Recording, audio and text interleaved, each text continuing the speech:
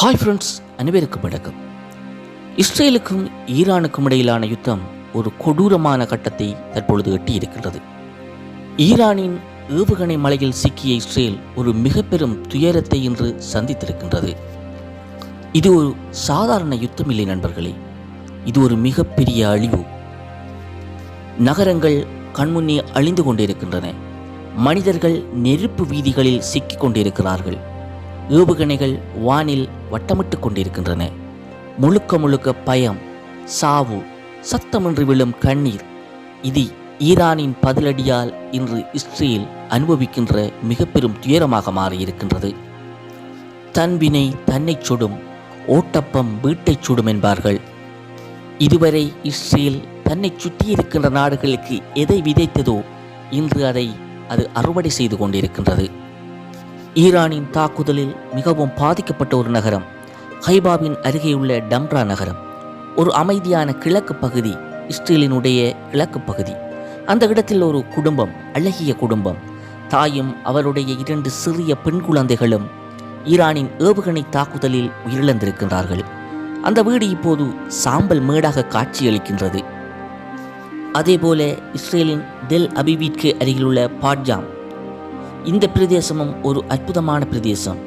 அங்கிருந்த ஒரு அடுக்குமாடி குடியிருப்பின் மீது ஈரானின் ஏவுகணைகள் நேரடியாக சென்று தாக்கியதில் அந்த இடம் மண்மேடாக மாறியிருக்கின்றது. அந்த தாக்குதலில் 6 பேர் அந்த இடத்திலேயே பலியாகி இருக்கின்றார்கள்.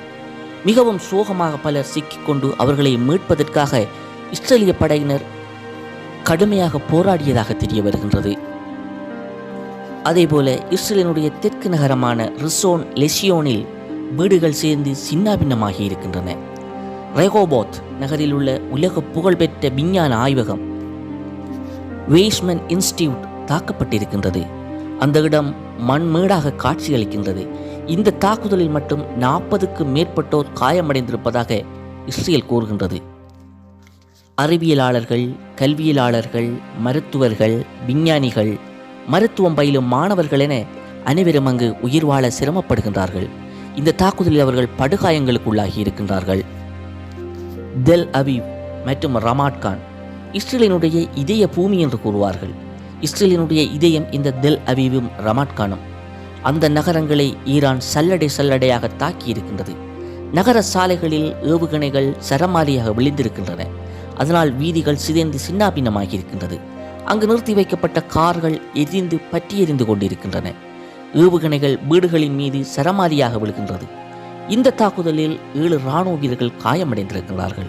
இப்பொழுதுதான் இஸ்ரேலிய மக்கள் உணர்ந்து கொள்கிறார்கள்.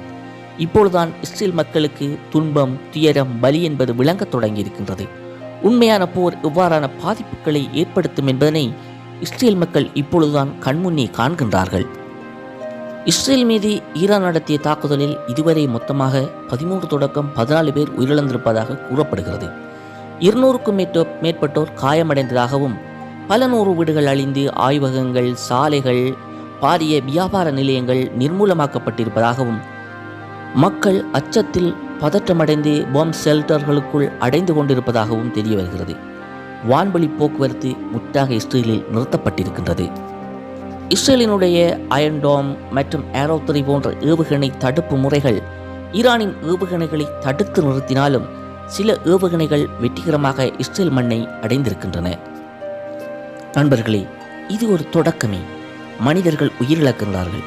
பரிசுத்த பூமியில் இரத்தம் சிந்தப்படுகிறது. ஈரானின் பதிலடி இஸ்ரேலின் எதிர்காலத்தை கேள்விக்குறியாக்கி நிற்கின்றது.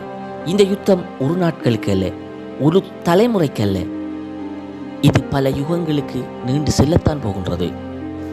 ஒரு விடயம் தெளிவாக தெரிகின்றது. இஸ்ரேல் ஒரு பிம்பத்தை கட்டமைத்து வைத்திருந்தது என்பதுதான் அது.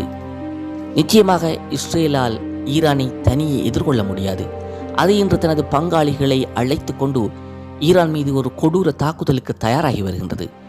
ஈரான் தற்பொழுது தனித்து நிற்பதாகவே தெரிகின்றது. இருந்தும் ஈரான் தன்னை தற்காத்துக் கொள்வதற்காக மிக கடுமையாக போராடும். சூழ்ச்சிகளால் பின்னப்பட்ட வலைக்குள் தற்பொழுது ஈரான் சிக்கொண்டிருக்கின்றது. ஈரானை பொறுத்தவரை ஈரான் எப்பொழுதோ உஷாராகி இருக்க வேண்டும். ஆனால் அது அதனை செய்ய தவறிவிட்டது. அதனுடைய விளைவை அது அணு விஞ்ஞானிகள் தன்னுடைய இராணுவ தளபதிகளின் இழப்பில் உணர்ந்திருக்கும் என்று நான் நம்புகின்றேன். ஈரானிடம் சுமார் 30,000 ஏவுகணைகள் இருப்பதாக நம்பப்படுகின்றது. அந்த ஏவுகணைகள் இஸ்ரேல் மண்ணை தொடுகின்ற போது அது ஒரு மிகப்பெரிய பிரளயத்தை ஏற்படுத்திவிடலாம்.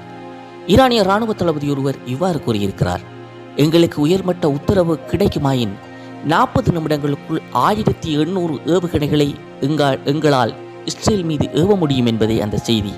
இது ஒரு மிக கொடூரமான, மிக கடினமான பணியாயிருப்பினும் அது மத்திய கிழக்கில் ஒரு மிகப்பெரிய அழிவை ஏற்படுத்திவிடும்.